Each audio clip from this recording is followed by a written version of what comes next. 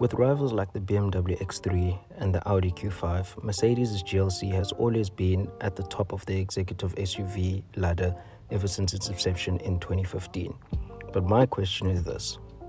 With the 2023 GLC landing on South African shores just recently, the question that I have to ask is, should one actually go for the brand new one? Or will one that we can find on the second-hand market do just as well, such as this 2021 model that I have in front of us? In this review, I aim to answer just that question.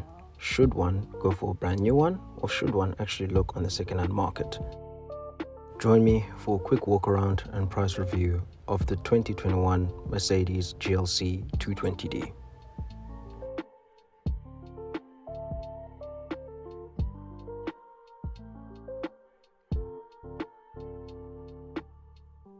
We ready for it, boss? Go for it. Man, what a time to be alive. Ladies and gentlemen, welcome to my channel. My name is Solam Zwagala, and this is the Mercedes GLC 220d, and this is going to be my first review, so a little bit nervous. Not really sure where it is to look at, where it is to start, and yeah, let's get this review started. Starting with the engine, we've got a 2-litre 4-cylinder turbo diesel that's pushing at 143 kilowatts and 400 newton meters of torque. And those figures are good for a 0 to 100 time of 7.9 seconds and a top speed of 217 kilometers an hour. Pricing for a high mileage option, also a 2021 model, will set you back around about 699,000 Rand, but this was a model that had around about 115,000 kilometers on the clock. Newer models, such as the 2022 model, will cost you around about $1 million on the dot. If you were to finance that 2022 model at $1 million at 13.75% interest rate with no deposit and no balloon, you are looking at around about 20,500 Rand. The car also does come with a 66-litre fuel tank, and at the current price of 26.90 Rand for a litre of diesel, you can expect to pay around 1,775 Rand. An honourable shout out has to go to the Mercedes 9-speed gearbox. Shifts gears so seamlessly that you don't know what gear you're actually in, and that to me is how one can actually tell when a gearbox is good, when you have no idea what it's doing in the back, but it creates such a smooth environment for you. But that's enough numbers. I'm pretty sure you didn't click on this review just to find out about how much it'll cost. I think you actually want us to take this thing for a drive. Something that was a little bit tricky to kind of get used to is the fact that Mercedes puts their gear shifter on the side of life. If you come from like your Toyotas, it is a little bit confusing because most Toyotas have their indicators on this side and the wipers this side.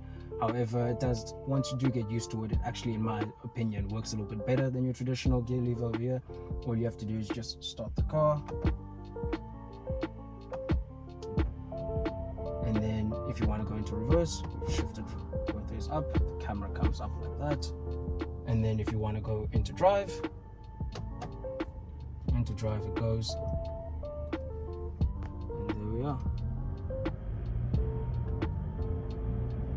Beautiful thing about this Mercedes as well is the fact that we have a reversing camera, nice, bright, clear, and you can see everywhere that you need to be, everywhere that you need to go to ensure that you don't actually hit any obstacles.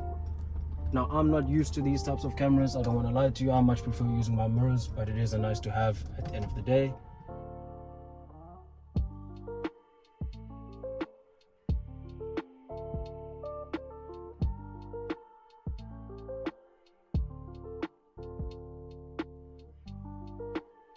So now we'll just take it for a gentle cruise.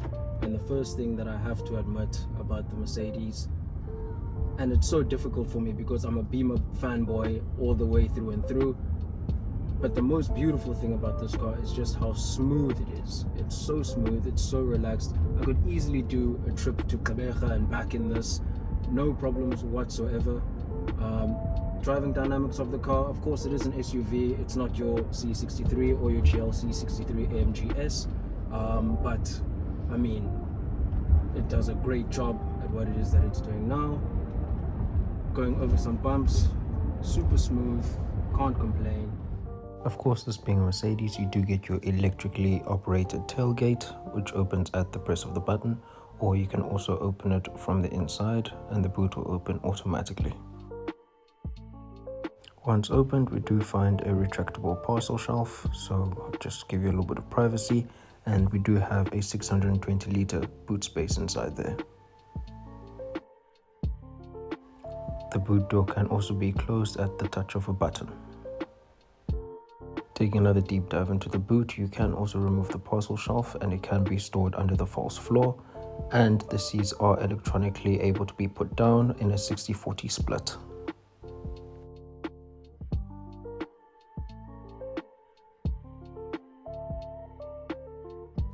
At the touch of a button, the car does also have the ability to become a boy.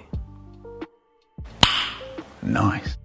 But all jokes aside, it is nice that you do have an electrically operated tow bar that can be put inside and out at the press of a button.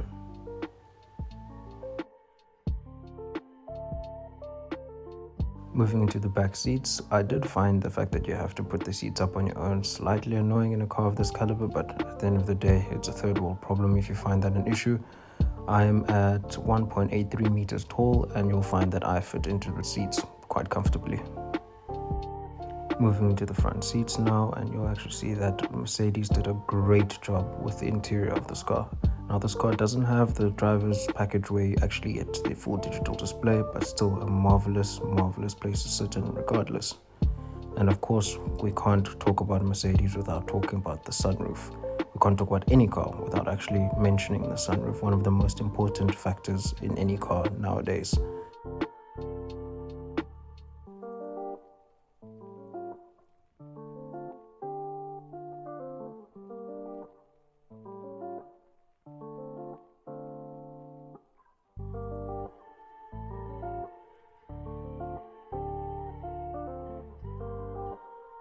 Taking another look at this interior, as I mentioned, it doesn't have the full digital driver's display, but I much prefer an analog display anyways. Just makes me feel one with the car.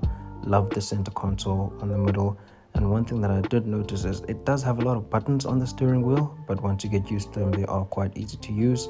Of course, it does come with the infotainment screen, which I did notice was slightly laggy after I put in my phone for the Apple CarPlay, but that could have been my fault because I was recording with my phone at the same time.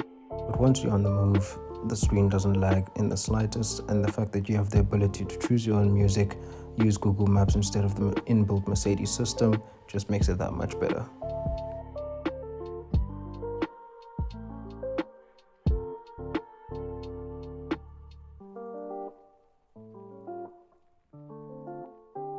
Another thing that was a bit confusing for me when I first got into this car is just how much tech there is in this car.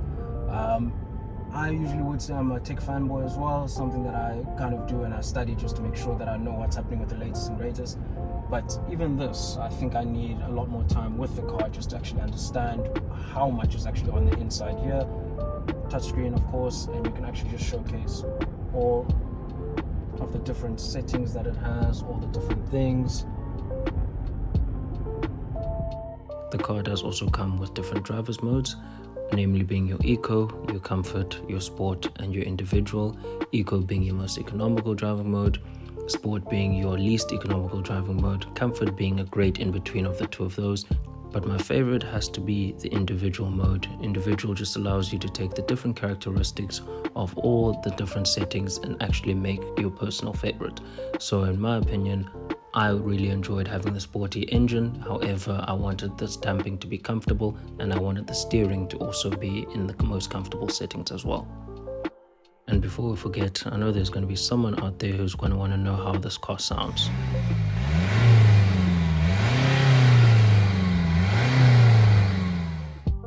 Personally, not one of my favorite sounds. It is a diesel at the end of the day, but you can't deny this one does sound pretty good. When we started the video, we had one question, which was, should you go for the brand new GLC 220d, or does a second-hand one on the market actually make that much more sense? My answer is pretty simple. I think if you have the money, go for the brand new one. However, if you're looking for a great alternative at a great price point, a second-hand GLC is a great option at the price point. But that's going to be it for me. thank you so very much for joining me for my first video. I'd also like to say you guys are more than welcome to give me any feedback down below in the comments.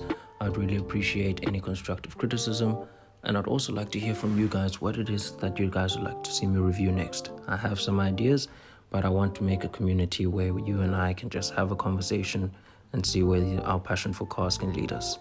Thank you very much, guys. Don't forget to like, share, subscribe, and I'll see you soon.